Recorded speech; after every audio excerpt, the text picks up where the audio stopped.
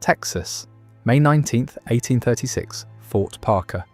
A 17-year-old girl watches her father-in-law struck down by a war club. Her mother-in-law stabbed and left bleeding in the dirt. Before she can scream, warriors seize her and throw her onto a horse.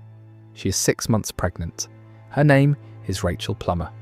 And for the next 21 months, she will experience things so terrible that even in her own published memoir years later, in the safety of her father's home, she still refused to describe them fully. She wrote only this: "To undertake to narrate their treatment would only add to my present distress, for it is with feelings of the deepest mortification that I think of it, much less speak or write of it." Rachel Plummer was one of thousands. During the 1800s, native tribes across the American Southwest captured hundreds of women from frontier settlements. Some were ransomed back to their families after months or years of negotiation. Some escaped during moments of chaos and walked hundreds of miles back to civilization. Most were never seen again, and the ones who did return carried stories that would haunt them until their final breath. Stories they could barely bring themselves to tell.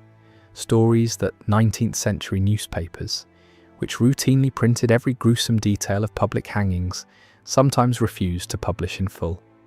This is not frontier legend.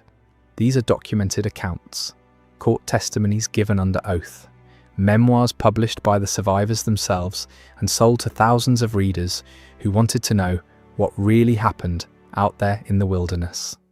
I am Crown and Dagger, and here we do not look away. If you believe these stories deserve to be told, support this channel with a like and subscribe, because what comes next, your teacher never mentioned. So let's begin where it always began. The raids always followed the same pattern. Warriors attacked at dawn or dusk when visibility was poor, and families were at their most vulnerable. Isolated homesteads were the easiest targets. Families living miles from their nearest neighbour with no one to hear their screams. The men of the household died first. Husbands, fathers, brothers, sons old enough to hold a rifle, usually within the first few minutes. There was no negotiation, no warning, no mercy, just efficiency. Then the selection began. Women of childbearing age were the most valuable. They could work. They could be traded to other tribes or sold to Mexican traders who operated slave markets in the northern territories. They could become wives and bear children who would grow up as full members of the tribe. Young girls under 10 were also prized because they could be raised within the tribe and eventually forget their former lives entirely. Given enough time, they would speak the language, follow the customs, and remember nothing of who they had been before. The elderly were killed immediately. They couldn't work, they couldn't bear children, they would slow the raiding party down during the long journey back to camp. So were infants. A crying baby could alert pursuers to the group's location. They were liabilities that the warriors simply couldn't afford. The selection process was ruthless, practical, stripped of any emotion. Olive Oatman was 14 years old when warriors attacked her family near the Gila River in Arizona in February 1851. Her family had been traveling west with a group of settlers, but disagreements about the route had left them isolated and alone. The Oatmans pressed on by themselves, convinced they were only days from safety. They were wrong. Olive watched her father beaten to death with clubs, her mother killed beside him, her older sister, her baby brother. 4 of her siblings murdered in minutes while she stood paralyzed with terror. When the killing stopped, only Olive and her 7-year-old sister, Mary Ann, remained alive. The warriors dragged them into the desert. Olive later described walking barefoot through the wilderness for an entire night, over sharp rocks that sliced her feet, through patches of cactus that left dozens of spines embedded in her skin. No food, no water, no rest. Every time she stumbled from exhaustion, she was struck with clubs. Every time she slowed, she was beaten until she moved faster. Her little sister walked beside her, bleeding from her own wounds, too terrified to cry, too exhausted to speak. By dawn, Olive's feet were so torn and swollen that every step felt like walking on broken glass. But she kept moving, because stopping meant dying, And this was only the first night. Once captives reached the tribal camp, their new existence began immediately. They were not guests awaiting rescue. They were not prisoners awaiting ransom. They were not people anymore. They were property. Women were put to work from the first day, before their wounds had healed, before they had eaten a real meal, before they had slept. Gathering firewood until their hands cracked and bled, carrying heavy clay vessels of water for miles under the brutal desert sun, scraping animal hides until their fingers were raw, digging for edible roots in hard-packed soil, hauling loads that would exhaust a grown man. Every task that no one else wanted to do fell to them. Every job too menial or too exhausting for members of the tribe became theirs. They ate last, whatever scraps remained after the entire tribe had finished eating. That was their meal. If a hunt had been poor, there might be nothing left at all. They went to sleep with empty stomachs and woke before dawn to work again. Rachel Plummer described her first months among the Comanches. I was kept constantly at work from earliest dawn until late at night. When I failed to perform my tasks to their satisfaction, I was beaten with clubs and sticks. My life was one of constant dread, suffering, and misery. The beatings came frequently and without warning, for working too slowly, for showing exhaustion, for crying when the pain became unbearable, for speaking English to another captive. Sometimes, for no reason anyone could determine, simply because they were there, simply because they were powerless, simply because there were no consequences.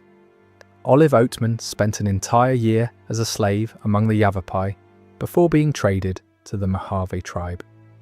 During that year, she and her little sister, Mary Ann, were worked to the edge of death, beaten regularly, fed whatever scraps no one else wanted, given no shelter from the brutal Arizona sun or the freezing desert nights. Mary Ann was only 7 years old. Her small body simply couldn't handle the abuse, the starvation, the endless labor. She began wasting away, growing thinner each week, weaker each day. Olive watched her little sister dying by inches, watched the light fade from her eyes, watched her become a shadow of the laughing child she had been, and there was nothing she could do to save her. But what truly broke these women was not the labor. It was not the starvation. It was what happened when they disobeyed, or sometimes when they did nothing wrong at all. Matilda Lockhart was 13 years old when she was captured by Comanches in Texas in 1838. Just a child, a farmer's daughter who had never harmed anyone. She spent 2 agonizing years in captivity before being returned during peace negotiations in San Antonio in March 1840. When the Texan authorities saw what had been done to her, they could barely speak. Hardened frontiermen who had seen violence their entire lives stood in shocked silence. A witness named Mary Maverick, who helped bathe and dress the girl after her release, later described what she saw in her diary. Her head, arms, and face were full of bruises and sores. Her nose was actually burnt off to the bone, all the fleshy end gone, and a great scab formed on the end of the bone. Both nostrils were wide open and denuded of flesh. Matilda, barely able to speak above a whisper, explained how it happened. The women of the tribe had made a game of tormenting her. They would wake her from sleep by pressing burning sticks to her face. Her nose was their favourite target. Night after night, week after week, month after month. Her screams amused them. The smell of her burning flesh made them laugh. By the end, there was simply nothing left to burn. Her entire body was covered with similar marks, burns on her arms, her back, her legs, evidence of systematic cruelty that went far beyond punishment, beyond discipline, into something darker that served no purpose except suffering itself.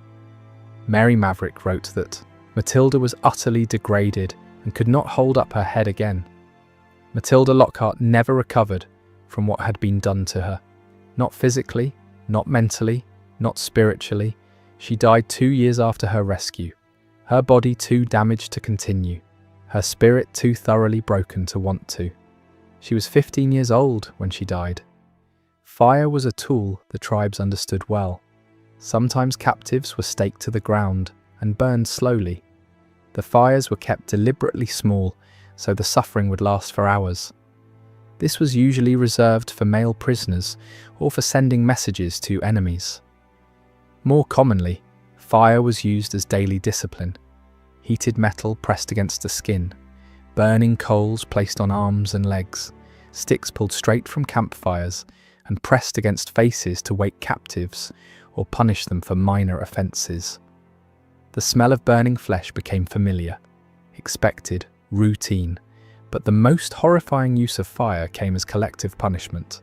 As revenge, after the Council House fight in San Antonio in March 1840, where Texan authorities killed several Comanche chiefs during what was supposed to be a peace negotiation, the tribe retaliated against the captives they still held. 13 prisoners were staked to the ground. Fires were built around them. Small fires, careful fires, designed to cause maximum suffering over maximum time. The process took hours. Matilda Lockhart's younger sister was among them. She was 6 years old. When another Comanche band arrived weeks later to negotiate for different captives, they brought a survivor who described everything that had happened. Every detail, every scream. The message was unmistakable. Cross us, and everyone you love will suffer in ways you cannot imagine. Think about this for a moment. Women who had never harmed anyone. Farmers' wives, daughters, mothers, children, taken from everything they knew, from everyone they loved, and subjected to years of systematic suffering. Some of them were held for months, some for years, some for decades. What would you have done in their place? How long could you have survived? Let me know in the comments. There was another test captives faced, a ritual designed to break them from their very first day. It was called running the gauntlet. The captive was forced to run between two long rows of warriors armed with clubs, sticks, whips, and anything else that could cause pain. Every person in those rows struck them as they passed. The goal was simple: reach the end still standing. Those who fell were beaten until they got up. Those who couldn't get up faced worse. The gauntlet served multiple purposes. It was entertainment for the tribe, a celebration of the successful raid. It was a way to break the captive spirit immediately, to show them their new place in the world. And it was a test. Those who showed courage, who refused to cry out, who kept running no matter how many times they were struck, sometimes earned marginally better treatment afterward. Those who showed weakness only invited more abuse. Rachel Plummer wrote about enduring the gauntlet multiple times during her 21 months of captivity. She learned quickly, through brutal experience, that showing pain only encouraged more violence, that crying only made them hit harder. They respected bravery more than anything, she wrote years later. I wish I had known it sooner. By the end of her captivity, Rachel had learned to fight back. When one of her captors attacked her, she beat the woman so severely that the warriors standing nearby actually laughed and cheered. They admired her spirit, her refusal to be broken. From that day forward, her treatment improved, not dramatically, but enough to notice. Most captives never discovered this. They remained victims, growing weaker each day, until they died in captivity or were finally ransomed back to families who barely recognized them. Some women faced a different fate entirely. They were taken as wives. This might sound like better treatment. In some ways it was. Wives ate with the tribe instead of eating scraps, faced less random physical abuse, had a defined place in the social order, had someone who, in their own way, claimed responsibility for them. But they had no choice in the matter, none at all. Young women were given to warriors as prizes, rewards for successful raids. They were expected to fulfill all duties of a wife, every duty, domestic and otherwise. Resistance was met with violence until resistance stopped. Some women eventually accepted their new lives, not because they chose to, but because acceptance was the only way to survive. Cynthia Ann Parker was captured at age 9. in the same raid that took Rachel Plummer. The attack on Fort Parker that May morning in 1836. She was just a child. She watched her family killed and was carried away into a world she didn't understand. But Cynthia Ann didn't spend 21 months in captivity like Rachel. She spent 24 years. She grew up Comanche, learned their language, their customs, their beliefs. She married a war chief named Patanacona, had 3 children with him, a daughter named Topusana, whom she called Prairie Flower, and 2 sons, one of whom would become the legendary Quanah Parker, the last great chief of the Comanche people. By all accounts, Cynthia Ann loved her husband, loved her children, loved the life she had built. When Texas Rangers finally tracked her down, in December 1860, she didn't want to be rescued. She fought against them, screamed for her husband, begged to stay with her family. They took her anyway. Her husband, Patanacona, was killed in the raid, or died shortly after from wounds. The accounts differ. Her sons escaped and she never saw them again. Only her infant daughter, Prairie Flower, came with her into captivity. Because that's what it was for Cynthia Ann. The rescue was a second captivity. She spent the remaining 10 years of her life trying to escape back to the Comanches, back to her sons, back to everything she knew. She never succeeded. She was watched constantly, guarded by family members who thought they were helping her. She died in 1870, heartbroken. Some historians believe she simply stopped eating after Prairie Flower died of influenza, that she starved herself intentionally, that she chose death over a life among people who were now strangers to her. She had been saved from the only family she remembered, and it destroyed her. Perhaps nothing reveals the brutality of frontier captivity more than what happened to children. Rachel Plummer's 2-year-old son, James, was torn from her arms during the raid on Fort Parker. She never saw him again during her captivity, but it was her second child whose fate haunts history. Rachel gave birth to a son 6 months into captivity. For 6 weeks, she cared for him as best she could. Then the warriors decided the infant was slowing her work. In her own words, "They took my child from me. I never saw him alive again." She was 20 years old. Rachel Plummer was eventually ransomed. When her father finally saw her, he barely recognized his own daughter. She was emaciated, covered in scars. Her eyes held something that hadn't been there before. She wrote her memoir, one of the first captivity narratives published in Texas. She became pregnant again and gave birth to a healthy son. She died 2 months later.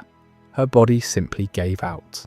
Her son James, the 2-year-old torn from her arms, was eventually ransomed and returned to the family in 1842. He was 8 years old. He had spent 6 years among the Comanches, long enough to forget his birth family entirely. Olive Oatman was released after 5 years with the Mojave tribe. Unlike her brutal treatment by the Yavapai, her time with the Mojave had been more complex. They had adopted her, given her land to farm, tattooed her face with their sacred marks. But she was still a captive. She couldn't leave. When she finally walked into Fort Yuma in 1856, she weighed barely 80 pounds, could barely speak English anymore. The words came slowly, painfully, as if translated from another language, and across her chin, 5 blue lines announced to everyone she would ever meet that she had been marked by another world. Olive became famous. Lecture tours, a published book, a symbol of frontier survival. She married a cattleman, lived quietly in Texas for decades, but she never fully returned to who she had been. Her husband reportedly spent years buying and burning every copy of her memoir he could find, trying to give her peace from a past that wouldn't let go. She kept a jar of Mojave mesquite seeds on her shelf until the day she died, a small reminder of a life she could never fully leave behind. By the 1870s, historians estimate that at least 30% of Comanche, Kiowa, and Apache populations had captive ancestry. The line between settler and native was far blurrier than 19th century Americans wanted to believe, far more complicated than the simple stories of civilization versus savagery that newspapers loved to print. Some captives became fully assimilated. They learned the language fluently, adopted every custom, married warriors and bore children who grew up as full members of the tribe with no memory of any other life. When rescue parties finally found them, when family members travelled hundreds of miles to bring them home, they refused to leave. They had become someone else, and that someone else didn't want to go back. Others endured years of horror and emerged as shells of who they had once been, walking wounded, who could never fully heal, who flinched at sudden movements, who woke screaming from nightmares decades after their rescue, who could never explain to their families what had really happened because the words simply didn't exist, and thousands simply disappeared, taken in raids and never seen again. No memoirs to tell their stories, no testimonies to preserve their suffering, no graves for their families to visit, just names on old documents, entries in faded ledgers, and families who spent the rest of their lives wondering, hoping, praying for news that never came. The frontier was not a place of heroes and villains. It was not the romantic adventure that dime novels portrayed. It was a place of survival, brutal, bloody, uncompromising survival, where everyone on every side committed acts that would haunt the land for generations.